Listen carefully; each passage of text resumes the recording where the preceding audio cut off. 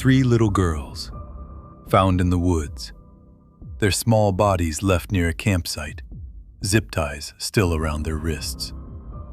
They had gone on a routine visit with their father. They never came home.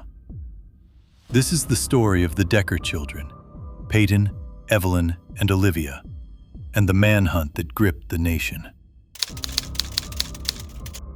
On May 30th, 2025, in Chelan County, Washington, what was supposed to be a normal custodial visit turned into every parent's worst nightmare.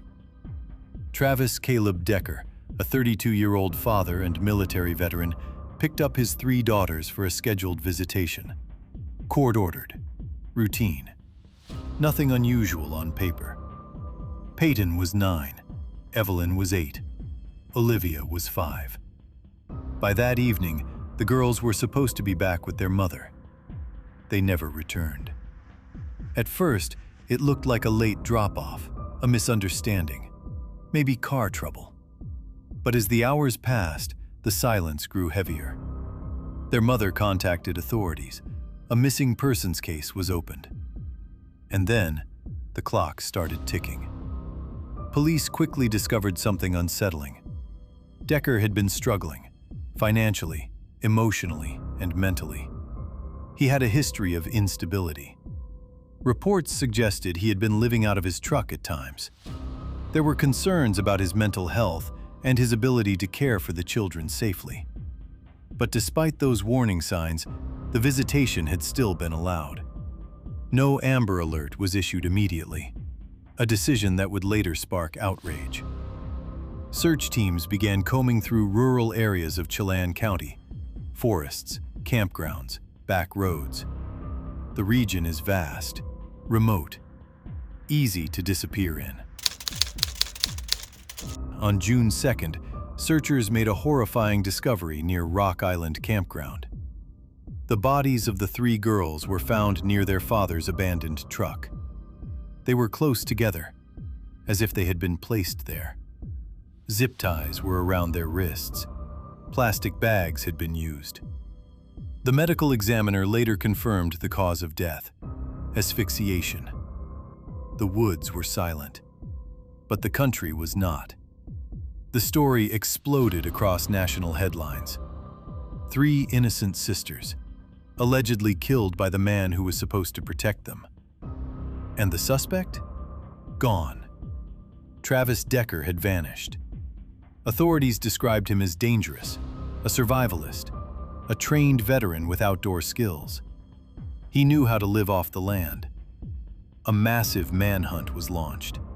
Local police, state patrol, U.S. Marshals, federal agencies, helicopters, drones, canine units. The terrain worked in his favor. Thick forest, mountains, isolated trails. Days turned into weeks. Weeks turned into months. Public fear grew. Was he hiding nearby? Was he armed? Would he strike again? Tips flooded in from across the country. Sightings were reported in multiple states.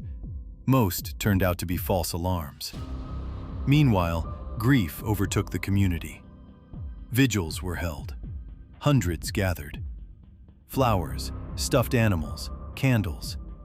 3 white crosses appeared near the site where the girls were found. Their mother spoke publicly only briefly, asking for privacy, asking for justice, asking for answers no one could truly give. How does a father reach a point where he kills his own children? Investigators worked to piece together the final hours. Evidence suggested the murders happened shortly after the visitation began. The campsite was not random. It appeared chosen.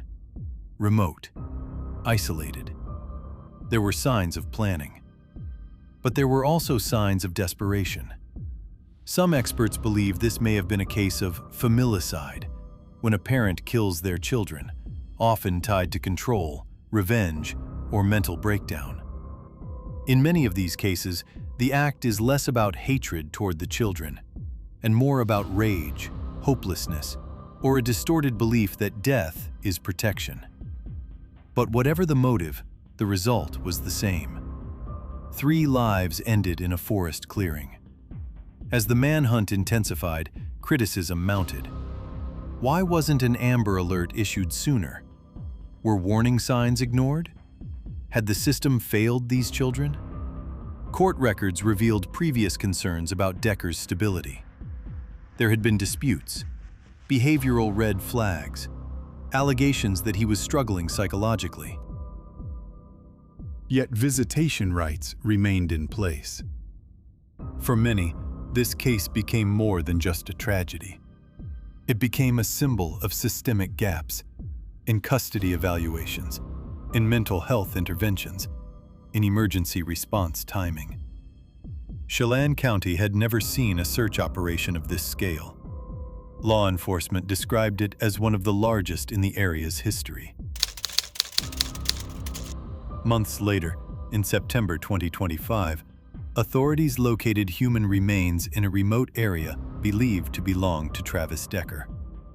While official confirmation followed through forensic testing, investigators stated there was no evidence of additional victims. The manhunt was over. But there would be no trial, no courtroom confession, no public explanation, only silence. The Decker children murders left behind more than grief. They left questions. How do you identify when a parent becomes a threat? When does instability cross into danger? And how can systems intervene before visitation becomes fatal? Experts in family violence point out that custody-related killings often follow a pattern: escalating conflict, perceived loss of control, isolation, and untreated mental health issues. But patterns don't always trigger alarms in time. And sometimes, tragedy unfolds quietly, between court dates and paperwork. Today, the names Peyton, Evelyn, and Olivia are remembered in memorial funds and community events dedicated to protecting vulnerable children. Their story is now studied in conversations about family court reform. But behind every statistic is something far more human. 3 sisters who likely packed small bags for a weekend visit. 3 children who trusted their father. 3 lives that ended before they had a chance to begin. In the end, this case forces an uncomfortable truth. The most dangerous threats don't always come from strangers. Sometimes they come from inside the family. And sometimes, by the time the forest gives up its secrets, it's already too late. If you like our content and want to see more videos like this, make sure to subscribe to our channel by clicking the subscribe button below.